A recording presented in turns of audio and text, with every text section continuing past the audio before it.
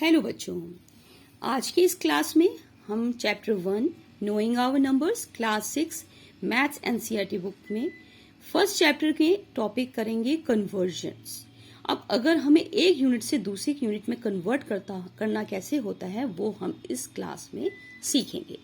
अगर हमें जैसे फिलिंग द ब्लैंक्स दिए होते हैं कि हमें 1 लाख में कितने 10,000 हैं, 1 लाख में कितने हंड्रेड्स हैं, 1 लाख में कितने वंस होंगे, 1 लाख में कितने 1000 होंगे। तो जैसा कि लास्ट क्लास में मैंने आपको बताया था कि हम प्लेस वैल्यू टेबल में नंबर्स को रखते हैं और उसको कैसे रीड एंड राइट करते हैं, पर हम इस क्लास में देखेंगे कि हम लाख से 1000, 10,000, 100 में कैसे कन्वर्ट करते हैं। तो इसको कन्वर्ट करने का बच्चे बहुत ही आसान तरीका है। ज्यादातर बच्चे इसमें बहुत मिस्टेक करते हैं क्योंकि उन्हें पता नहीं चल पाता है कि हम इस फिल इन द ब्लैंक्स को कैसे फिल करें। पर इसका आसान तरीका ये है कि जब भी हमें इस तरह से दिया होता है तो हमें जो प्लेस वैल्यू टेबल में मैंने आपको सीक्वेंस बताया था उसी सीक्वेंस को वर्टिकल फॉर्म में लिख लेते हैं। पर सीक्वेंस ध्यान रखना है बच्चों कि सीक्वेंस जो है बिल्कुल परफेक्ट प्रॉपर होना चाहिए, बीच में कोई भी स्किप नहीं होना चाहिए, तभी हम इस सीक्वेंस के थ्रू ये फिलअप्स इजीली कर पाएंगे। तो अगर हमें लैक्स रुपीस वाला जो इंडियन नंबर सिस्टम में आपको जो मैंने प्लेस वैल्यू टेबल बताए थे तो उसकी हम सारी वैल्यूज को वर्टिकल फॉर्म में लिख लेंगे, जैसे कि हमने यहाँ लिखा है।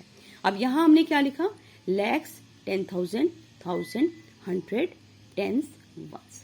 तो हमने इनको सबसे बड़े से छोटे में मींस डिक्रीजिंग ऑर्डर में लिख लिया। अगर अब हमें जैसे क्वेश्चन में आता है कि 1 लाख इज हाउ मेनी 10,000, अब हम देखेंगे कि 1 लाख के बाद 10,000 किस नंबर पे आ रहा है। हमने देखा लाख के बाद 10,000 1 मतलब फर्स्ट प्लेस पे आ रहा है, मतलब कि 1 0 हर में आप देखेंगे एक एक जीरो का डिफरेंस है।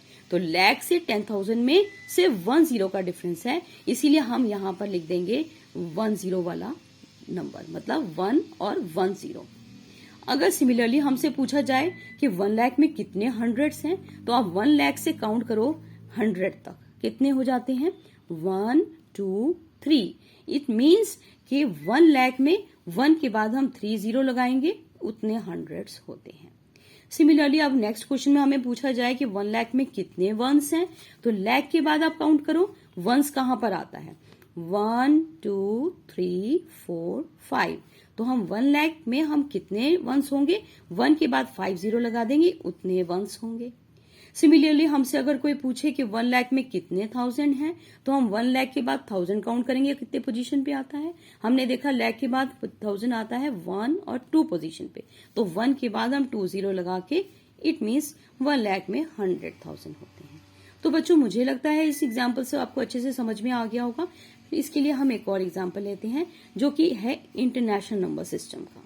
अब हमने इंटरनेशनल नंबर सिस्टम की जो प्लेस वैल्यू टेबल पढ़ी थी उसमें जो हमने कॉलम्स बनाए थे उनको हमने डिक्रीजिंग ऑर्डर में लिख लेंगे, मीनिंग सबसे बड़ी यूनिट सबसे पहले, उसके बाद उससे छोटी, पर हमें ध्यान रखना है कि कोई भी यूनिट स्किप नहीं होनी चाहिए।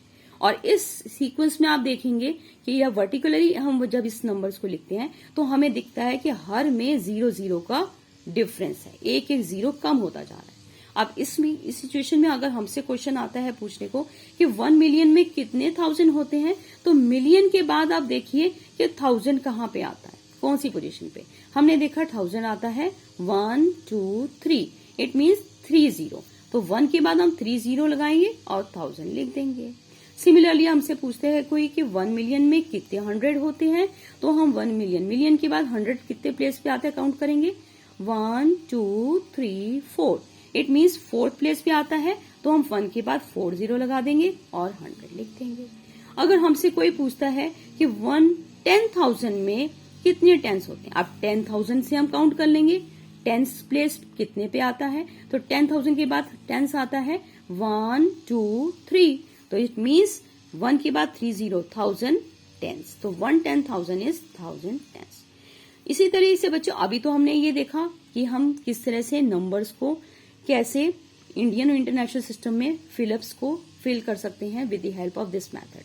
सिमिलरली जैसे हम मेजरमेंट में किलोग्राम्स लेते हैं, मेजर करने के लिए किसी भी मास को कितना वेट है, तो उसकी भी सीक्वेंस होता है जो कि बच्चों आपने लास्ट क्लासेस में पढ़ा होगा। तो कन्वर्ट करने के लिए हम कैसे कन्वर्जन करेंगे, तो उसको हम उसी सीक्वेंस में वर्टिकली लिख लेंगे।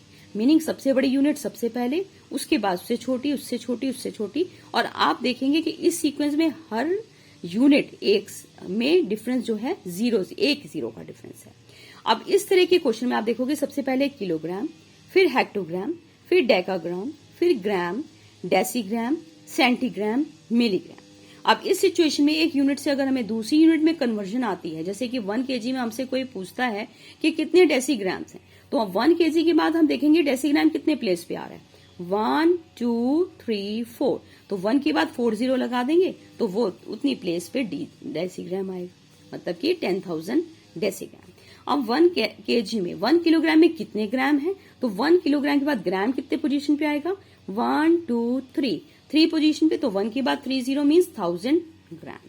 सिमिलरली अब हमसे कोई पूछे 1 ग्राम में कितने मिलीग्राम्स हैं, तो 1 ग्राम, ग्राम के बाद मिलीग्राम देखेंगे कौन सी प्लेस पे आता है, 1 2 3 प्लेस पे आता है, तो 1 के बाद 30 लगा के मीन्स 1000 मिलीग्राम्स।